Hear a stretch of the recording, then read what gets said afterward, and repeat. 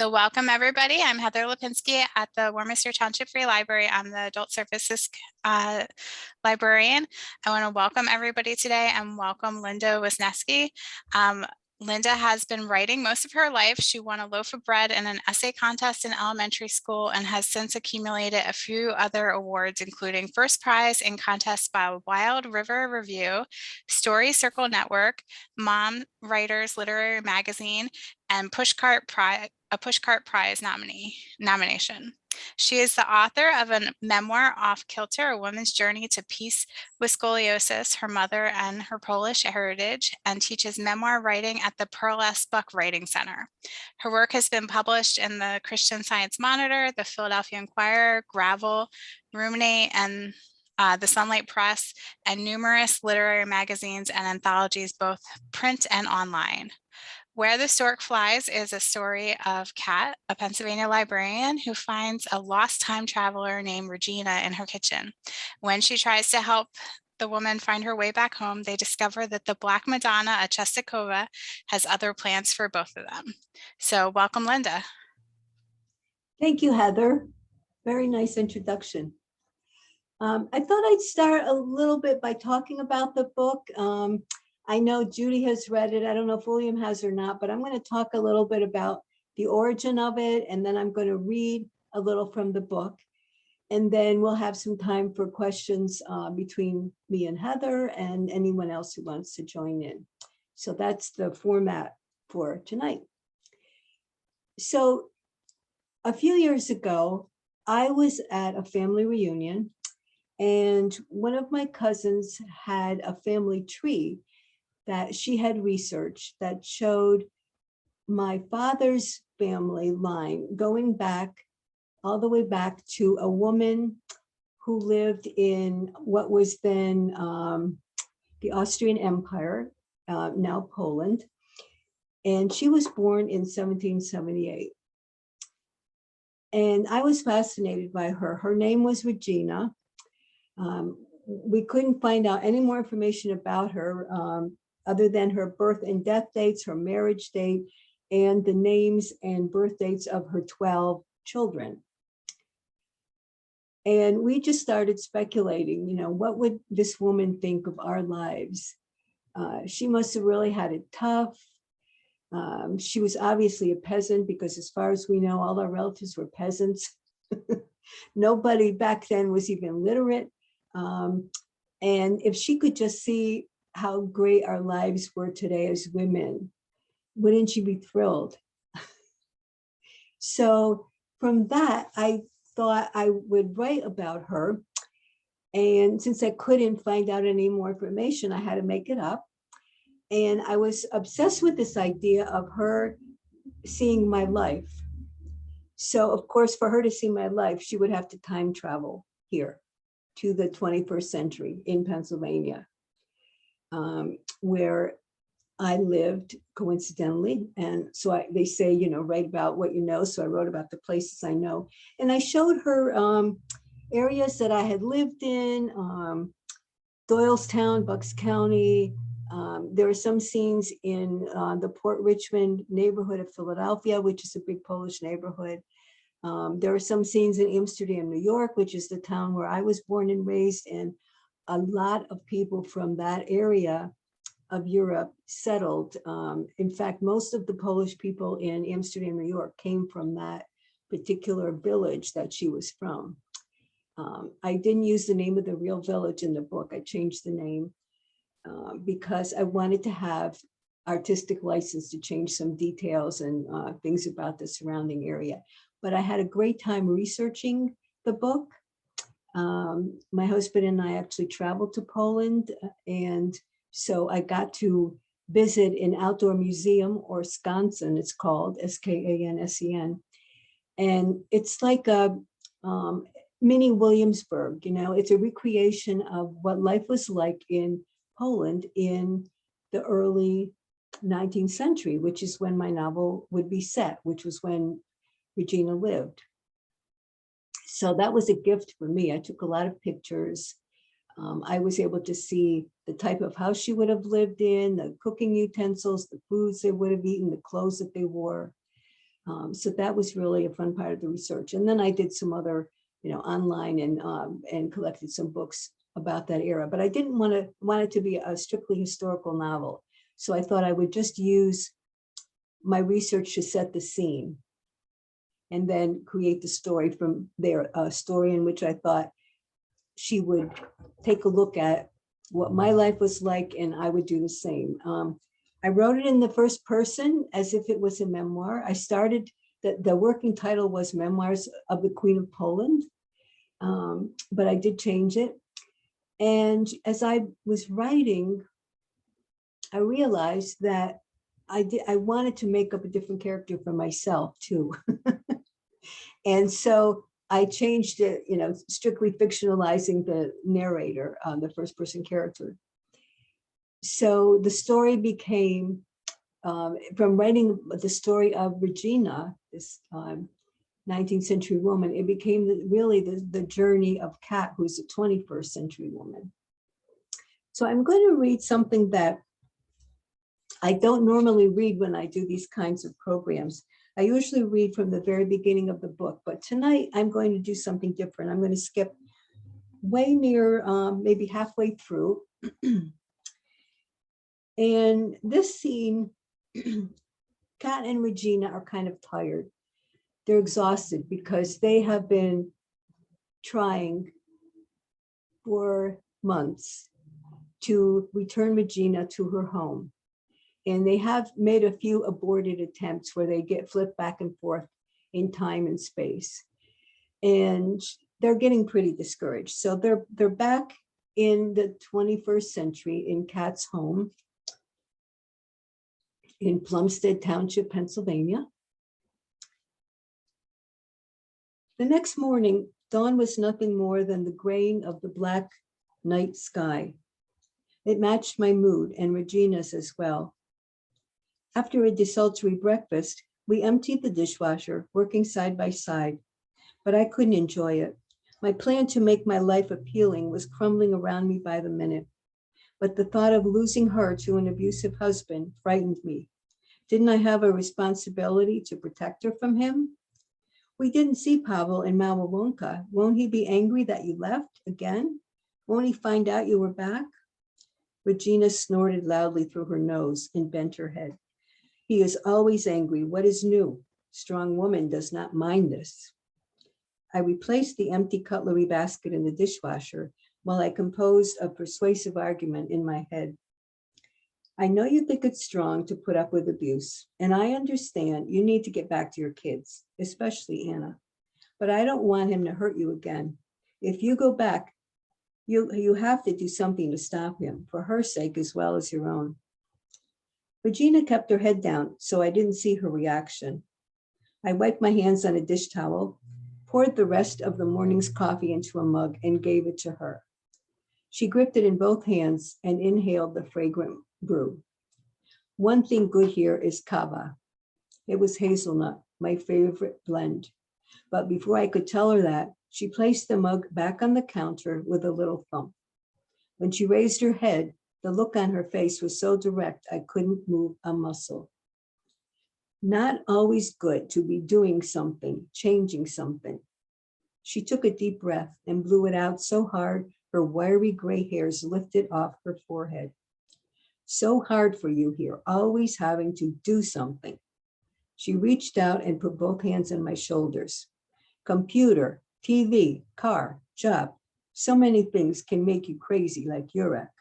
She pulled one hand away and pointed to the side of her head. You can't possibly understand. I turned away. My life is nothing like yours. True, and I do not want Kasha's life. I want life God has given me. Why not mind your business? Find your own daughter. My mouth opened, but no words came out. Heat spread down my face and over my shoulders. I couldn't look her in the eye. Regina gathered the mugs from the counter and placed them in the dishwasher. She grabbed a dishcloth and carefully wiped the table, the counter, and all the flat surfaces in my kitchen. When she was done, she folded the cloth neatly and with a little nod, placed it squarely next to the sink. She left me there, standing alone, tongue-tied. I watched her go up the stairs until her worn, flat-heeled boots disappeared at the top.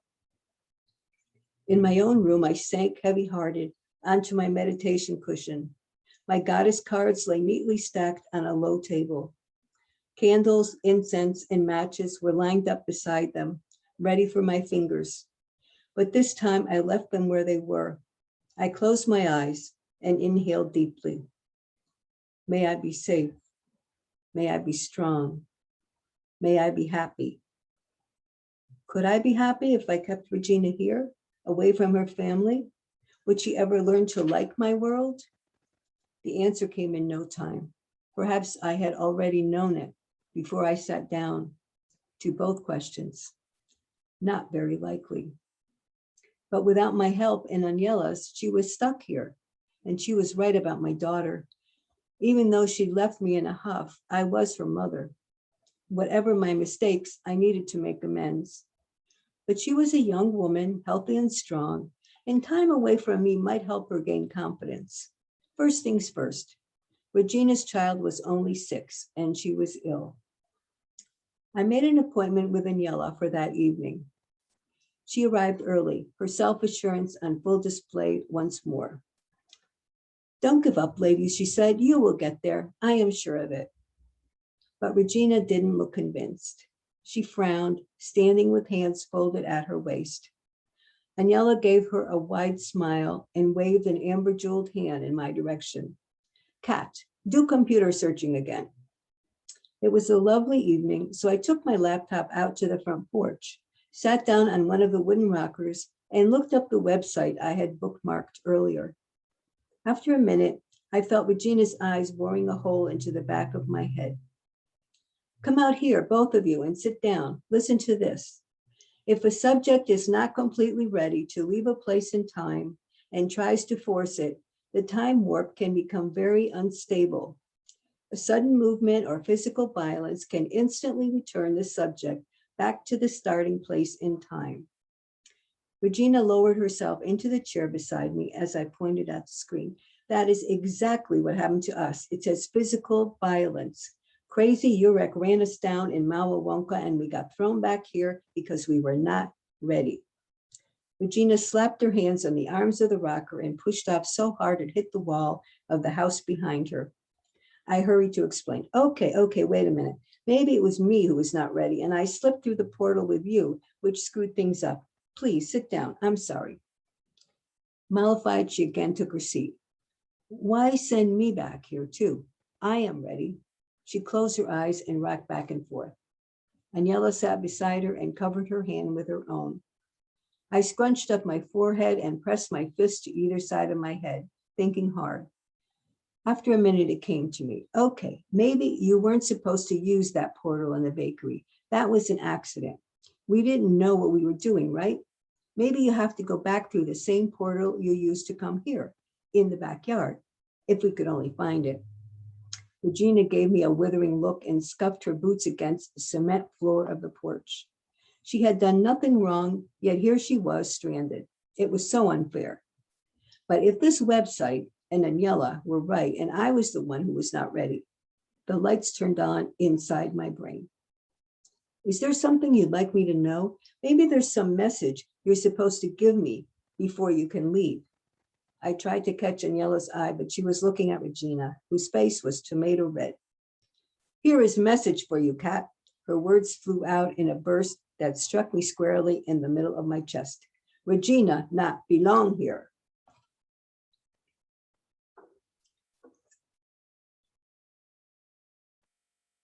They do become friends again later. That was wonderful. So I do have some questions. If Okay. anybody else has any questions, feel free to put them in the chat or you can unmute yourself, but I can get the ball started with some questions I have. So you did answer this somewhat in the beginning before you gave the reading, but I'll ask the question just in case you have more things to add to it. What inspired you to write the book?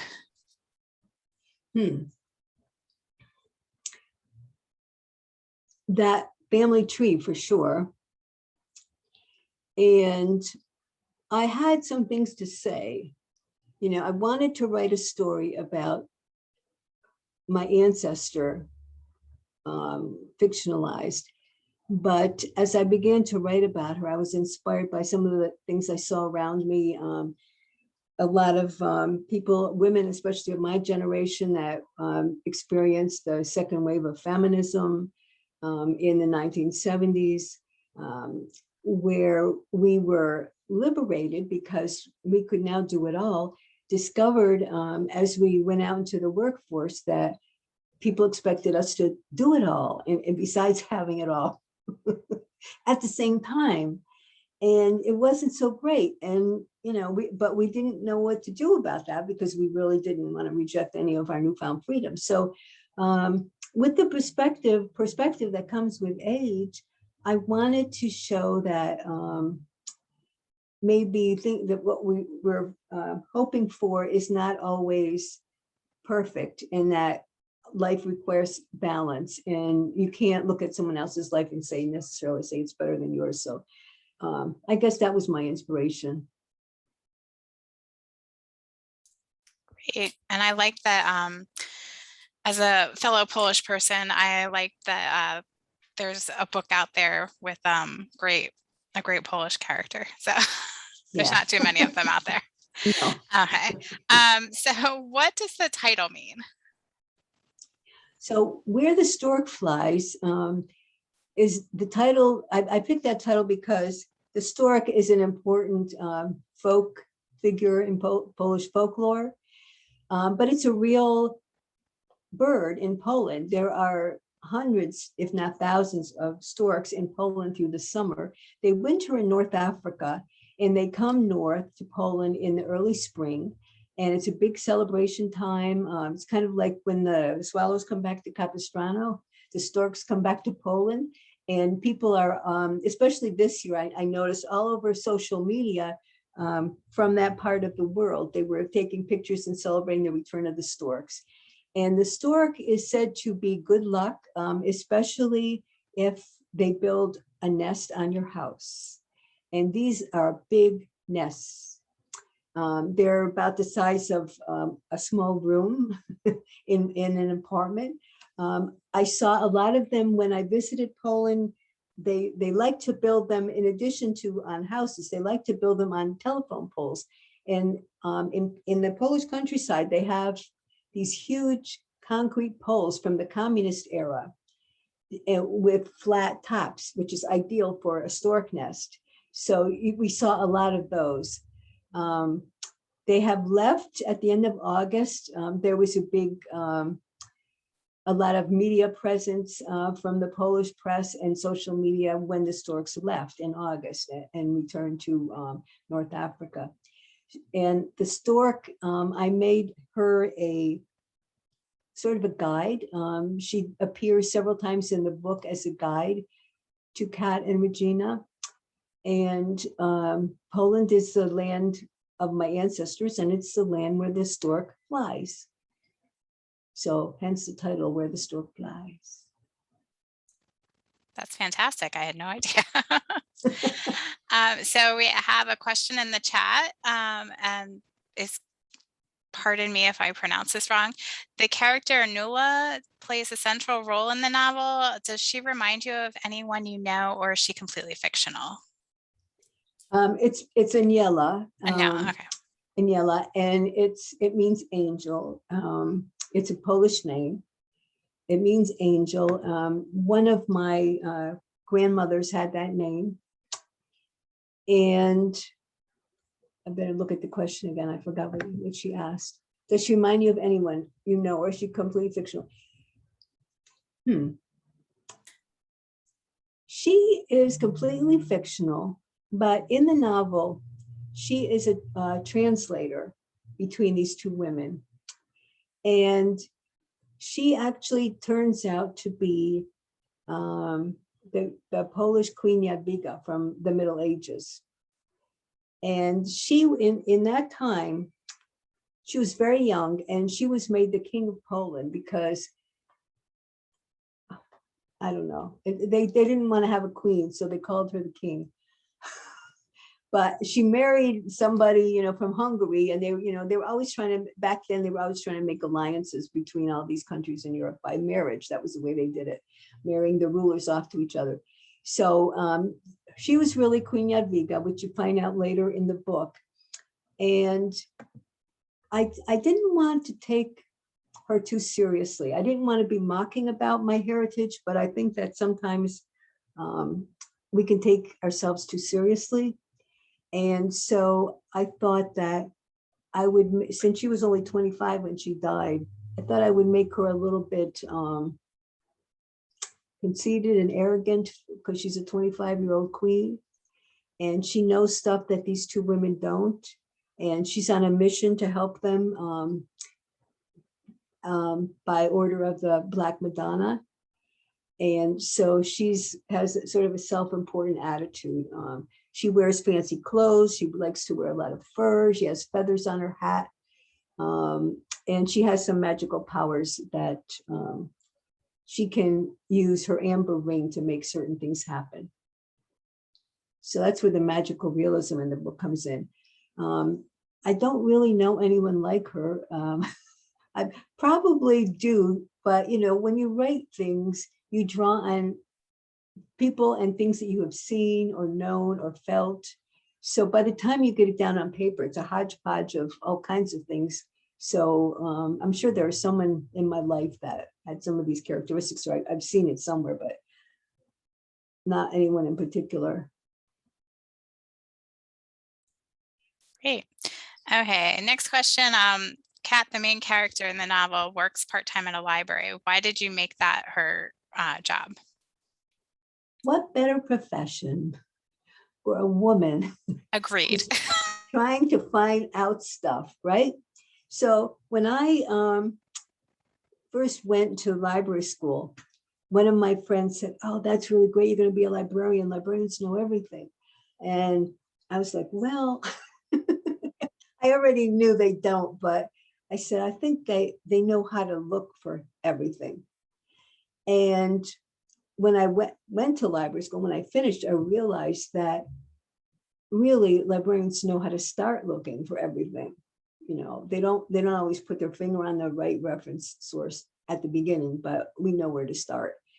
And Kat is all over the place trying to find some way to get her friend Regina back home. So she tries all kinds of things. And also because I know a little bit about libraries. I'm familiar with the Warminster Library, the Doylestown Library, the Pipersville Library. I've been a patron and in and out of both. I volunteered in Pipersville. I worked in Warminster about 15 years ago. So I guess I wanted to share the joy of that profession. And there is a lot of joy. So, good, I'm glad to hear it. Yeah. For you. You touched on this a little bit at the beginning as well, but what kind of research did you do during the writing of the book? Well, I tried a lot to find out more about her time and place. And so I read quite a bit. I watched some old movies. There's a classic Polish novel called The Peasants, and it was written in the 19th century.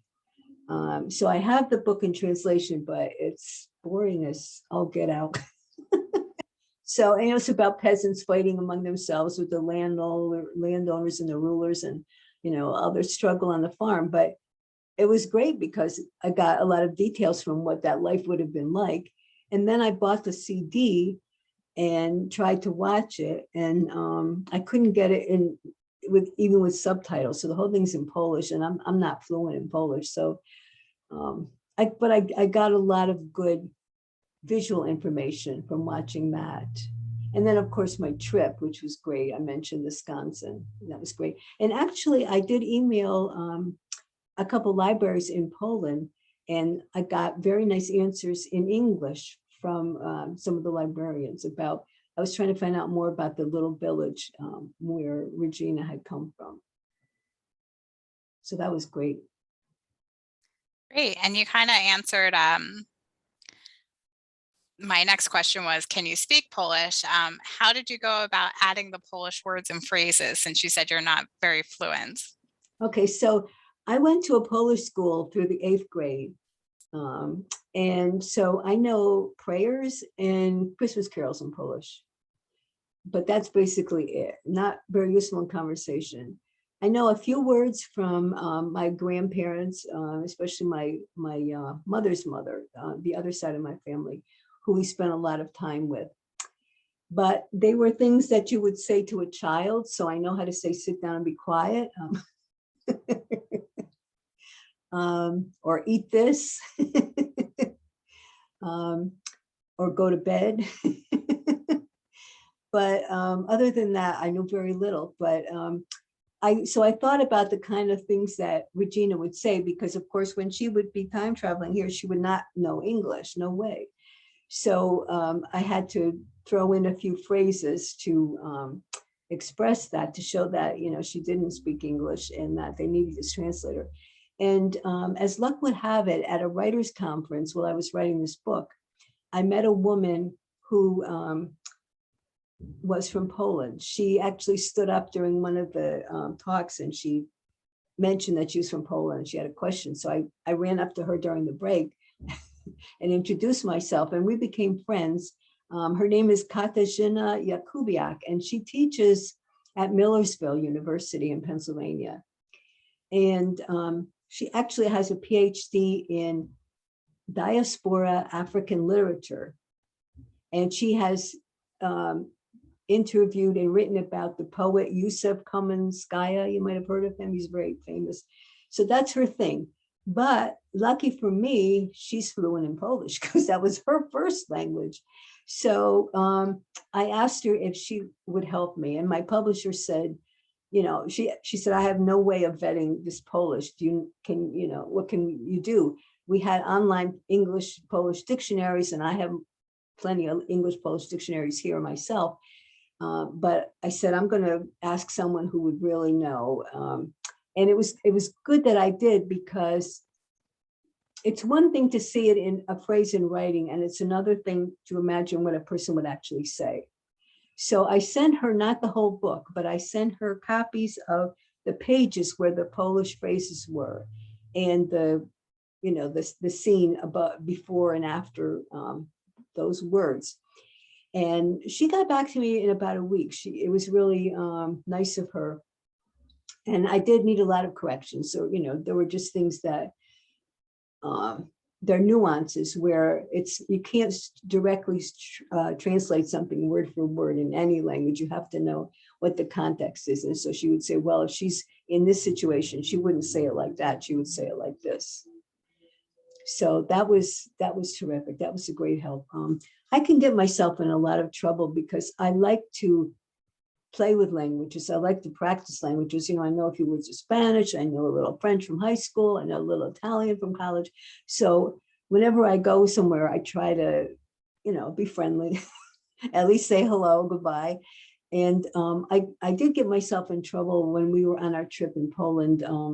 We went with Rhodes Scholars, and they took us one night to a restored castle that a young couple were living in, restoring, and they prepared a wonderful banquet for us, for the whole Rhodes Scholar group. Excuse me. So at the end of the banquet, I wanted to practice this new phrase that I had learned that week from our Polish guide, which was, everything was delicious. And in Polish, it's wszystkie było smacznie. So I went up to this young couple and I said, wszystkie było smacznie. And I have a beautiful Polish accent, by the way. I don't sound like somebody who doesn't speak Polish. That is really good, because I learned that from the nuns in my Polish school, right? So this couple thought, oh, she speaks Polish. So they started answering me, and I just threw up my hands, and I thought what I said to them in Polish was, I'm sorry, I don't speak Polish very well. But the verb endings in Poland are used instead of personal pronouns. So I screwed up the verb ending of speak. And what I actually said was, I'm sorry, you don't speak Polish very well. So they just kind of gave me a funny look and turned away. And I told our guide afterwards to apologize. That's not what I meant, you know. But my husband would get frustrated with me because we'd be shopping and I'd be looking at something and I'd say, you know, how much is it in Polish? And they would give me an answer and I didn't understand. So he'd say, why ask if you don't understand the answer, you know? But I was just having fun. So I learned to tamp that down. And recently I went to a Polish deli in Montgomeryville. Haha, another chance to practice, right? So I tell the guy I want dwa gołąbki and jib pierogi. And then he's kind of looking at me, goes, okay. And I knew he knew Polish because I saw him talking to someone else. He you know, he worked there. So so I said, I guess my Polish isn't that good. And he just kind of looked at me and I said, how do I say, I'm sorry, my Polish isn't that good? And he goes, źle, bad. So I guess, you know, he didn't want to play the game with me, you know, he just like, give it up, lady. So hopefully I learned my lesson, but Yeah, you never know. he wasn't having it. Yeah. So. Okay, we got another question from the chat. The two husbands seem to be very opposites. Could either survive in the other's time and place? Oh, good question. The two husbands, so Kat's husband and Regina's husband. Okay. I might have to put that in the sequel. So I think that the husband, Pavel, Regina's husband from 1825, I think he could survive here in certain places. A lot of my ancestors, when they came over to this country as peasants, they actually were pretty lucky because there were a lot of factory jobs open and a lot of coal mines that needed help. So they found jobs that were hard, but they were used to hard work. And so is Pavel. So I think he could survive if we could get him to where there's still coal mining going on, or maybe working on a farm someplace. I think he'd be okay with that. But I'm not so sure about Alan, and the FedEx driver who writes plays. I think he might have a hard time going back to 1825. I think he'd have a really rough time. Especially if he's in Poland and he doesn't speak the language, can't write a play. Yeah, there you go, right, yeah. Okay, great. So what surprised you the most when you were writing this book? The thing that surprised me the most was that it wasn't Regina's story, it was Kat's story. I set out to write a comparison between the lives of women 200 years ago and today, and how much more freedom we have, and you know, independence and initiative and integrity. And when I set out to do that, I surprised myself by what I found beautiful about the simpler life that Regina was living. And that she, of course, would not be quite so impressed as I thought she would be with 21st century Philadelphia or Doylestown. And that was a fun event for me. It surprised me, but it did not upset me. It just gave me more opportunities for adding humor to the story. There's some heavy topics in this book, you know, domestic abuse, and I didn't want it to be totally heavy and sad. I wanted to, you know, have it uplifting in some way, and certainly have the women triumph in the end. But I think that adding some humor throughout it may help to lighten it up a little bit.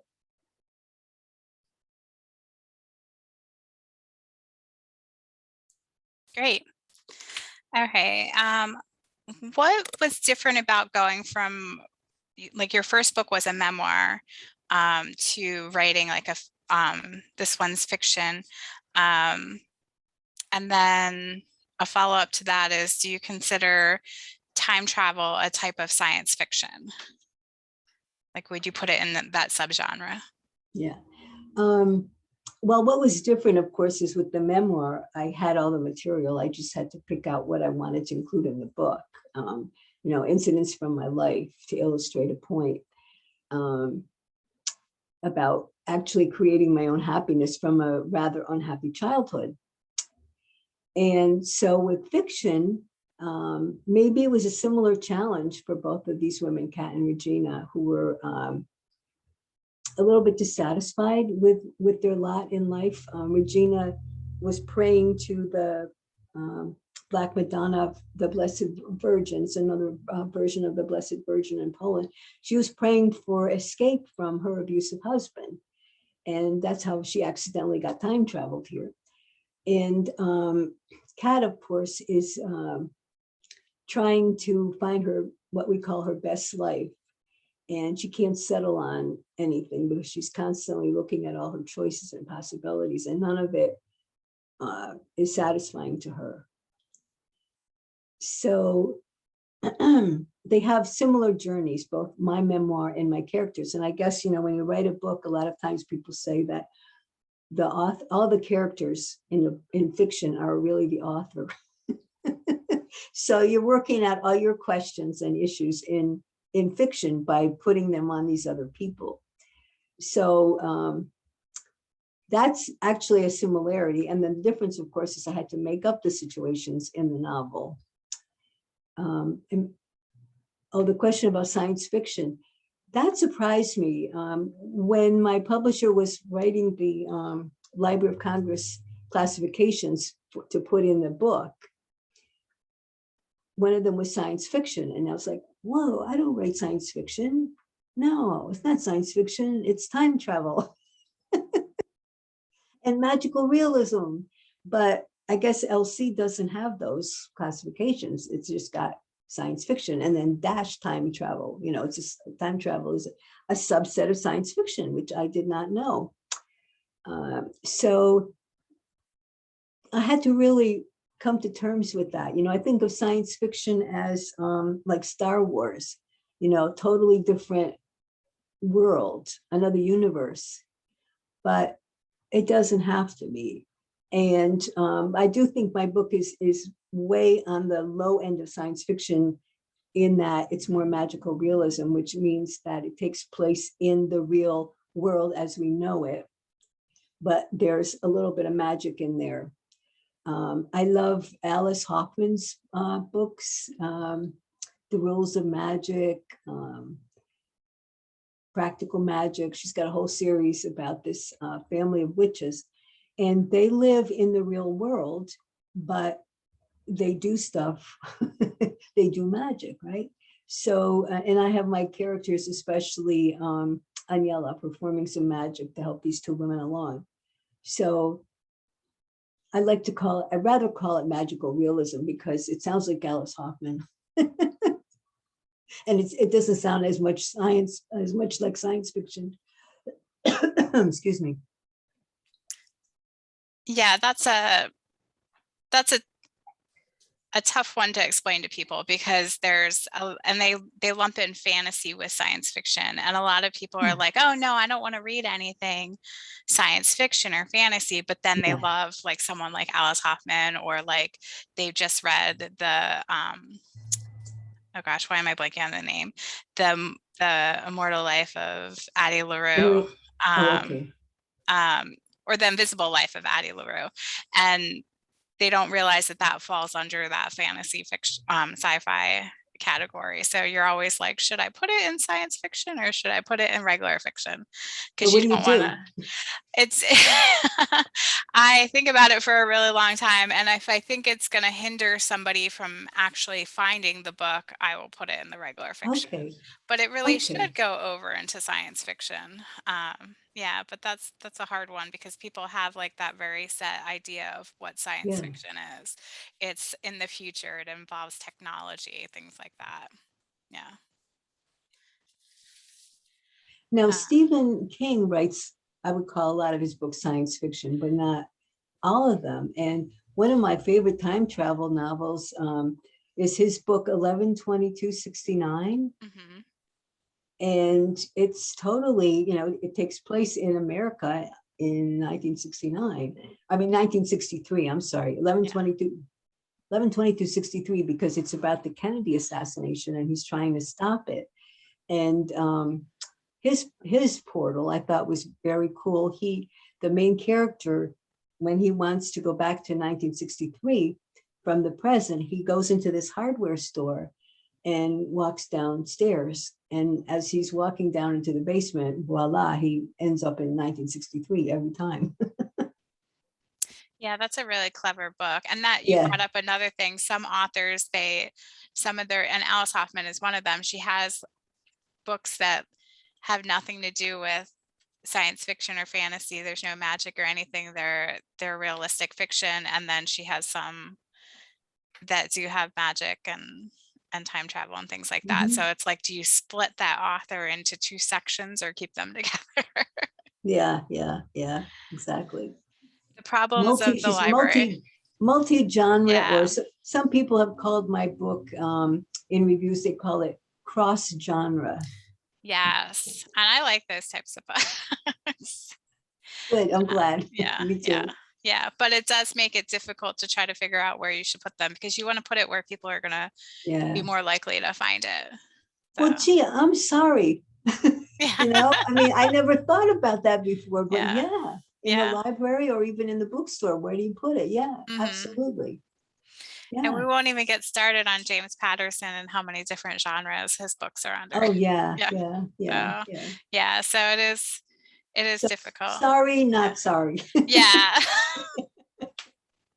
It's one of those like problems that it's probably a good problem to have because then you Yeah, can educate people and show them the different sections and yeah. everything. Expand their Yeah. minds a little Yeah. bit. Yeah, Because it's yeah. the same with mystery and not and regular fiction and even romance. Like authors are very broad. They're not just one type of thing that they're writing about, which you show because you also have like a memoir, which would be in the nonfiction section. Mhm. So yeah. Okay. So what came first, the plot or the characters? Definitely the characters. Yeah, because as I said in the beginning, I wanted to write about this woman. I wanted to be with her. I think that is what it is on a deeper level. I wanted to know her, um, as a woman, and as a person in my family, as an ancestor of mine. Um, my kids are not as much in touch with that because they have multiple cultural heritages. But when I was growing up, almost everybody we knew was Polish, so that was a whole culture in and of itself. And I just wanted to know this person because I felt that, I had a direct line to her. And then I gave her friends that I thought she would get along with, that were probably similar to friends that I had had in early in my life. And then the plot grew from there because I had a problem that she had, and a problem that Kat had. And I had to decide who was going to tell the story, whose point of view was it going to be from. But it was always centered on the characters. It was Kat's story in the end, sort of like her memoir. Um, it was actually her memoir. Is this fictional character writing a memoir? So her character arc, where she goes through some tough learning experiences to find what she really needs in the end. The plot is really driven by that, by what Kat needs, much more than by what Regina needs.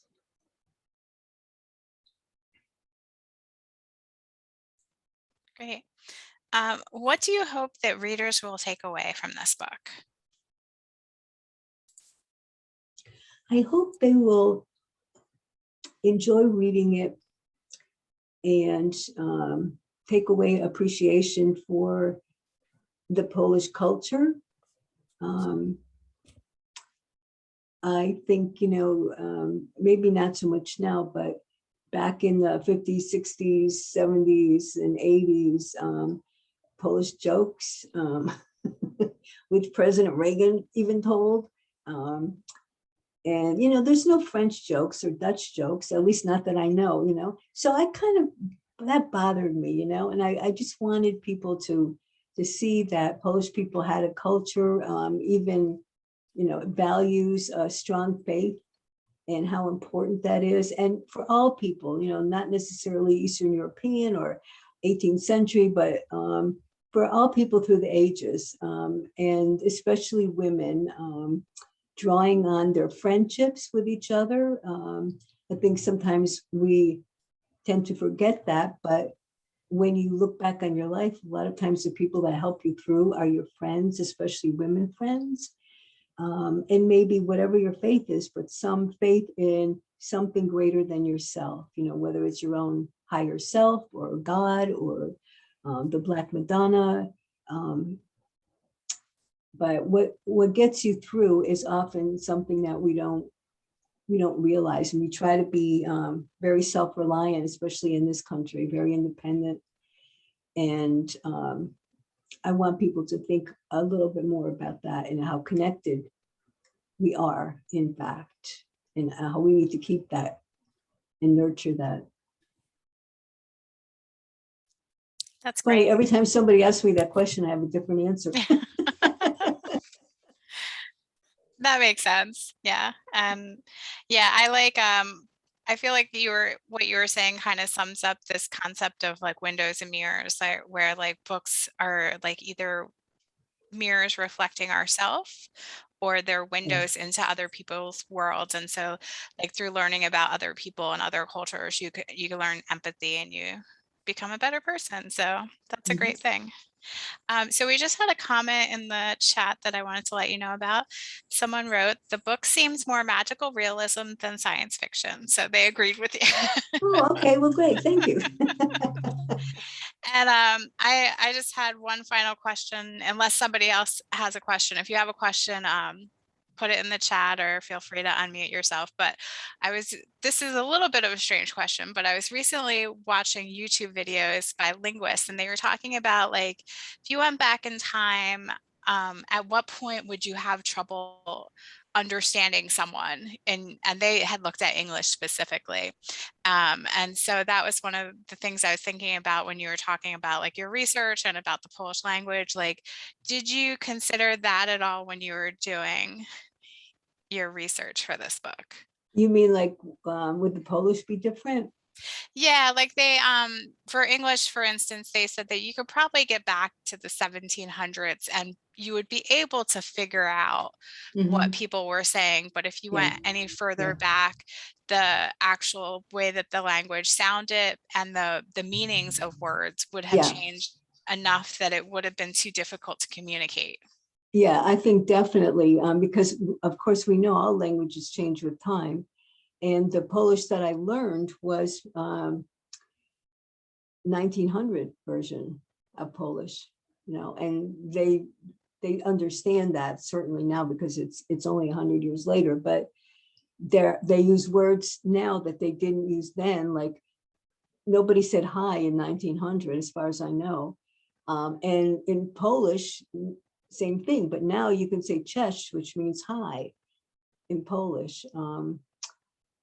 And there are some other, I don't know if I should tell the story, what the heck.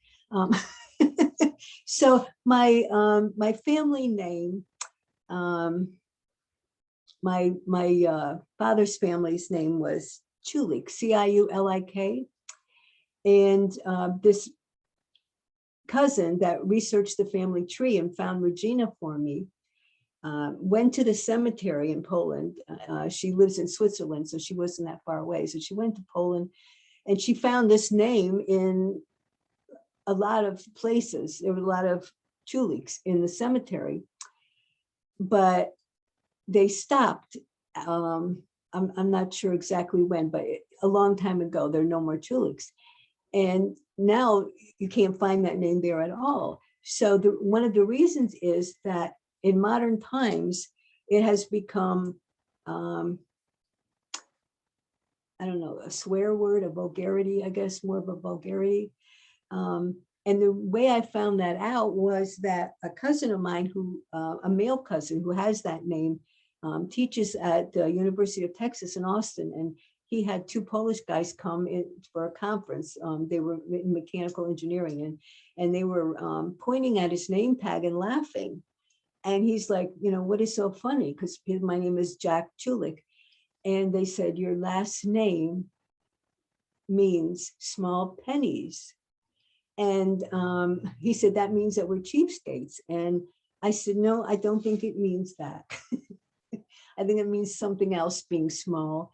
And it's kind of a put down, So he goes, oh, okay. So that's why you don't see that name anymore, because it's turned into a vulgarity, really. And I bought a dictionary of Polish obscenities, of which there are many, apparently. And that word is in there. Yeah. So I guess, if we go back in time, we have to or forward in time, we have to be careful what we say, right? And who we That say makes it it a little to. awkward. Yeah, awkward. Yeah. So there's a comment in the chat that you can take a look at. I don't want to say the person's name, but one of the participants says that they are grateful for your memoir class at the Pearl S book, and that they're loving this talk and excited to get the book. Oh, thank you. Yeah. I hope you enjoy it. I'm so Yeah. glad that you were on this call. Yeah, and so Hope you that like it. that reminds me that if anybody is interested in purchasing a signed copy of the book, we do have a limited amount of copies available at the library for sale. You can just come to the information services desk, and we will have them available for about a week. So if you could come in the next week, or if you can't come in the next week, if you just let us know, we can put one aside for you. But yeah, does anyone have any last minute questions or comments? Otherwise, it is just about 7:30 now. Oh, that was fast. Yeah, time flies when you're having fun. Thank you, Heather. It was so nice. I have a question. Do you have any other books in the works? Yeah, actually, I have a very, very rough draft of the second book in this series. I'm going to make it a trilogy. So the second one is going to be Regina's story from her point of view. And she's going to go on a pilgrimage. There's an annual pilgrimage every August to the shrine of Częstochowa in Poland. And she's going to do that. And along the way, of course, she's going to have lots of adventures, and she's going to meet up with a band of gypsies. That sounds very exciting. We'll have to have you come back when you're ready. Which I guess I have one more question. I just don't want to let you go. How long did it take you to write this book? A long time. I worked on it probably like 6 or 8 years. I really don't even know exactly. I should try to look up. I don't save all my rough drafts. When I revise, I just keep the latest version. But I know that if it took at least 6 years, but not every day. I mean, sometimes I would put it aside for weeks at a time and then go back to it. And then when it was finished, it took me another 2 years to get it published. Maybe a year to find a publisher, and then another year for her to bring it out. Okay. Yeah, you hear of sometimes it takes like people 10, 15 years to write a book. It just depends on what's going on. So yeah, great. exactly. It depends on how much time you want to devote to it. And sometimes it just takes as long as it takes, sometimes it takes that long to figure it out. Sometimes you got to put it aside and work on something else and come back to it when the time is right. Great. Exactly. Yep. So any final questions? So if not, thank you everybody for coming. I'm going to end this recording, but it will be available if anybody wants to come back to it at a later time. And